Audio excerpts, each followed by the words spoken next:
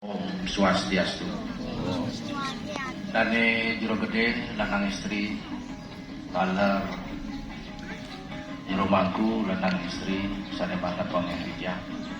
Bapak Ibu umat Dharma yang berbahagia, puja angayu bahagia kita aturkan kehadapan Ida Sang Hyang Widiwasa Raning Hadara Langit, karena sampai saat ini kita masih diberikan kesempatan untuk bernapas dan berkumpul di pelataran Pura Pitamaha yang kita cintai ini. Bapak Ibu yang kami hormati, pada hari ini Hari Suci Saraswati, saya ingin menyampaikan tentang berata Hari Suci Saraswati. Seperti kita ketahui, yang populer di kalangan umat Hindu adalah berata Siwaratri dan berata penyepian. Sesungguhnya Hari Suci Saraswati juga memiliki berata.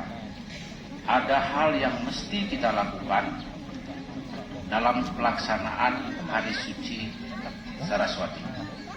Kita ketahui bersama bahwa Hari Suci Saraswati merupakan pemujaan kepada Sang Hyang Aji Saraswati sebagai dewi yang menurunkan ilmu pengetahuan kepada umat manusia.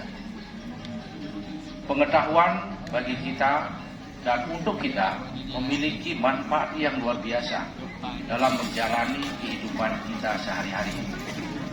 Seperti kita ketahui, dari tanggal 25 Agustus kemarin, Indonesia banyak terjadi demo dan sebagainya. Demonya tidak salah, yang salah itu anarkisnya, yang rusuhnya, yang jarahnya yang salah. Kalau demo memang sudah difasilitasi oleh negara, setiap orang boleh menyampaikan pendapat, baik secara individu dan secara berkelompok, difasilitasi oleh negara. Tetapi ada hal di luar demo itu, artinya ada yang berusuh, ada yang jarah dan sebagainya, itu di luar demo. Apakah yang menjadi penyebab hal ini? Apakah mereka yang menjarah, mereka yang berusuh dan sebagainya tidak punya pengetahuan? Tentu punya. Apakah mereka tidak tahu bahwa yang dilakukan adalah salah menurut agama dan menurut hukum negara? Tahu. Yang kurang adalah mereka adalah kurang mengendalikan dirinya. Oleh karena itu, salah satu tujuan pendidikan di Indonesia dalam Undang-Undang Sisdiknas adalah bagaimana setiap orang mampu mengendalikan dirinya. Paling tidak tujuannya adalah bagaimana masyarakat Indonesia religius bisa mengendalikan diri, memiliki kecerdasan intelektual, emosional, dan spiritual.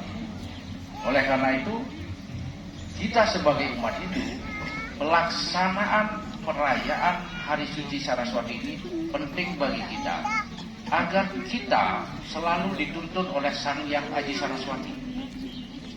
Paling tidak kita memiliki pengetahuan, paling tidak kalau kita punya kadar kesombongan 100, paling tidak dari hari ke hari bisa dikurangi. Karena sombong itu juga penting. Kalau nggak sombong, orang nggak tahu. Tapi paling tidak kesombongan itu berkurang dari hari ke hari, sehingga yang muncul adalah kebijaksanaan. Berata Saraswati yang pertama adalah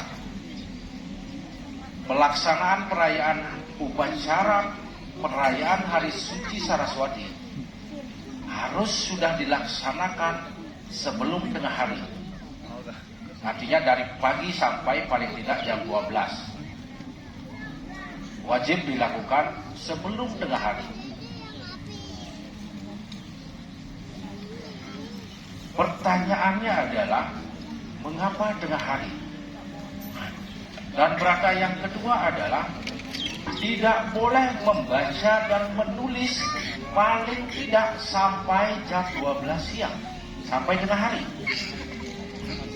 Bagi yang melaksanakan berata 24 jam, maka selama 24 jam tidak boleh membaca dan menulis.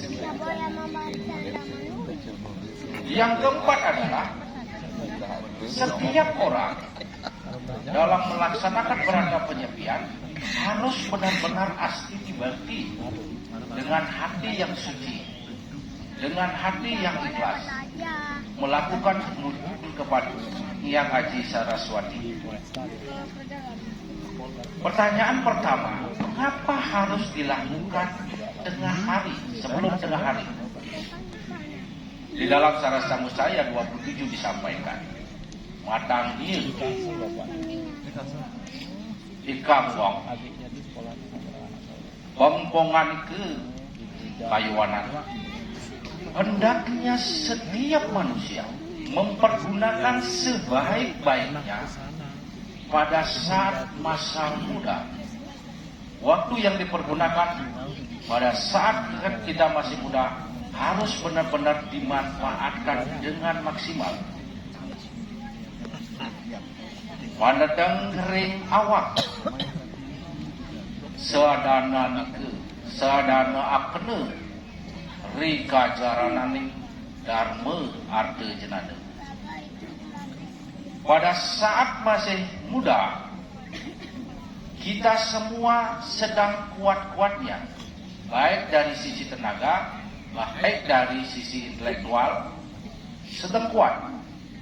Oleh karena itu, pada saat masa brahmacari, anak-anak sampai paling tidak lulus S1 kalau bisa, paling tidak SMA. Karena Indonesia punya program wajib belajar 12 tahun, paling tidak sampai SMA. Hal yang harus dipelajari adalah bagaimana pengetahuan Dharma. Setiap orang belajar tentang Dharma, belajar tentang arta, dan belajar tentang ilmu pengetahuan. Ketiga hal ini hanya akan maksimal hasilnya pada saat kita masih muda.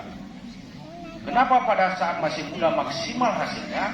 Karena waktu masih muda kita tidak memikirkan apa-apa, hanya fokus untuk belajar.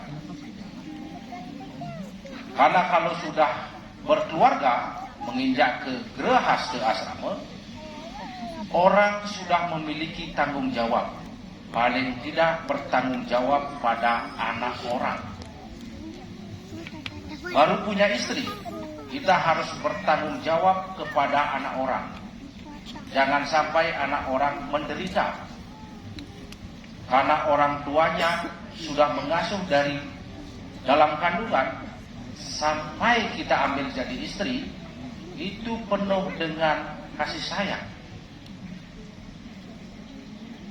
Nah, oleh karena itu, kalau kita sudah berkeluarga, ada tanggung jawab. Yang rajin membaca, biasanya membaca sampai jam 11 malam, baru bangun membaca. Tapi kalau sudah berkeluarga, baru bangun, istri sudah bilang, Pak, garamnya habis. Boro-boro mikir baca buku. Duit di kantong sudah 5.000. Ini kalau beli garam, saya nggak bisa beli rokok. Bagi yang bisa merokok. Ini kalau saya beli garam, saya nggak bisa beli rokok. Pilih rokok, pilih garam. Yang otaknya lagi bagus, dia akan pilih garam. Karena kalau garam bisa dinikmati berdua. Yang otaknya agak ekstrim, nggak usah pakai garam mah, nggak apa-apa, sayurnya nggak terasa. Kenapa begitu? Saya kan nggak bisa merokok, saya kan nggak bisa beli rokok kalau saya beli garam. Itu kalau otak laki-lakinya ekstrim. Kalau sudah berkeluarga itu baru punya istri, belum lagi punya anak. Penghasilannya cukup, kalau cukup masih bagus. Kalau hampir cukup, itu yang berat. Kalau cukup, Pak, anaknya mau beli susu. Ya, ini uangnya cukup. Pak, anaknya bajunya belum pernah diganti. Ini uang cukup beli pakaian. Yang hampir ini yang susah. Maka kalau hidup hampir miskin dan hampir kaya, ini yang berat. Kalau hidup hampir cantik dan hampir jelek, ini yang jelek. Hidup hampir ganteng, jelek. Dibilang ganteng juga, dibilang jelek juga tidak. Biasanya yang hidup yang hampir ini, kebanyakan orang bilang bahasanya kebanyakan preketoi. Ini salah, itu salah. Bisa jadi orang cantik hanya butuh membedaki dirinya 10 menit sudah lama. Yang jelek juga sama, mau diapain juga tetap begini, ya sudah. Nah yang hampir jelek, hampir cantik ini yang berat. Wah belum waktu, sudah pasang ini dan sebagainya, macam-macam. Sudah pakai cermin, salah lagi, buka lagi. Karena tidak percaya diri sesungguhnya. Bukan masalah hampirnya, karena tidak percaya diri. Nah, selanjutnya dalam salah satu saya juga disebutkan, inilah mengapa pada saat orang sudah gelas tahun tidak maksimal lagi menuntut ilmu pengetahuan. Kunang apan dan pada kasan ini tuhe lawan rari. Karena tidak sama kesaktian kekuatan orang tua dengan anak muda, yaitu syukur bagi yang berkeluarga tidak punya hutang. Kalau yang berkeluarga sudah punya hutang, listriknya didit, rekeningnya didit, semuanya didit, tambah pusing lagi. Kalau nggak punya hutang, bagus. Kalau yang punya hutang, tambah pusing lagi. Walaupun kita lahir, baru lahir sudah berhutang, trirene, hutang kepada resi, kepada utara, kepada leluhur dan sebagainya. Karena kita lahir sudah berhutang. Tapi paling tidak, kalau Bapak Ibu mampu tidak berhutang materi, itu bagus. Yen suka ngelah hutang, kakak uang dengan ini pelan-pelan saja. Nah, inilah mengapa pada saat masih muda kita diharapkan belajar maksimal. Karena kalau orang tua tidak ubahnya sama seperti ilalang. Kalau ilalang sudah tua, maka semua akan rebah dan ujungnya tidak akan tajam lagi. Bapak Ibu bisa melihat, adik-adik bisa melihat bagaimana ilalang yang tumbuh pasti ujungnya tajam. Setelah tua mulai rebah. Sekian dan terima kasih. Semoga ada manfaatnya. Mari kita melakukan puja bakti kehadapan ide Sang Hyang Aji Saraswati. Semoga Sang Hyang Aji Saraswati menuntun kita agar kita dapat tuntunan bagaimana kita paling tidak punya motivasi belajar. Paling tidak dalam sehari orang membaca satu sloka. Enggak sempat baca satu sloka, cukup satu baris dari 4 baris sloka.